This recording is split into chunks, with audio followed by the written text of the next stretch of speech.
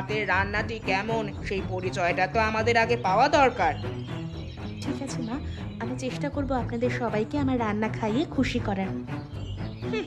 শুনে যা রাজেশ, তোর বউয়ের মুখের বড় বড় লেকচার। তোর বউ নাকি ভালো রান্না করে, একেবারে পাড়া মাথায় তুলবে এমন কথা শোনাচ্ছে একদিন এই বাড়িতে আসতে না আসতে। জানি না আরো কয়েকটা দিন কাটলে কি কি দেখতে হবে।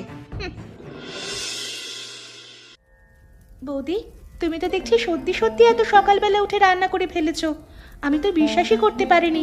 তুমি জানতে আমি সকালে উঠে স্কুলে যাই? তা জানবো না কেন?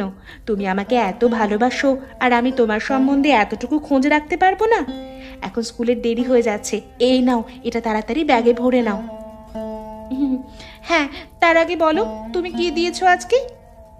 আজকে আমি তোমার প্রিয় খাবার লুচি, আলুর দম আর পাঁপড় ভাজা দিয়েছি। তোমার পছন্দ হবে তো? বৌদি, তুমি খুব ভালো।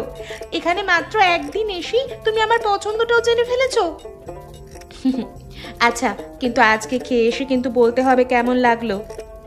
আমি তো শুধু আজকে মনে মনে আমার স্কুলের টিফিনের সময়ের জন্যই অপেক্ষা করে থাকবো। ছি ছি, এমন কি বলতে আছে? মন দিয়ে কিন্তু তুমি পড়াশোনা করবে বলে দিচ্ছি, না হলে কিন্তু তোমার এই বৌদি খুব কষ্ট পাবে। আমাকে তুমি ভালোবাসো তো? হ্যাঁ গো, খুব ভালোবাসি। তাহলে আমার কথাও শুনতে হবে, পড়াশোনায় কিন্তু একদম ফাঁকি মারবে না। এখন যাও যাও, তাড়াতাড়ি যাও, দেরি হয়ে যাচ্ছে।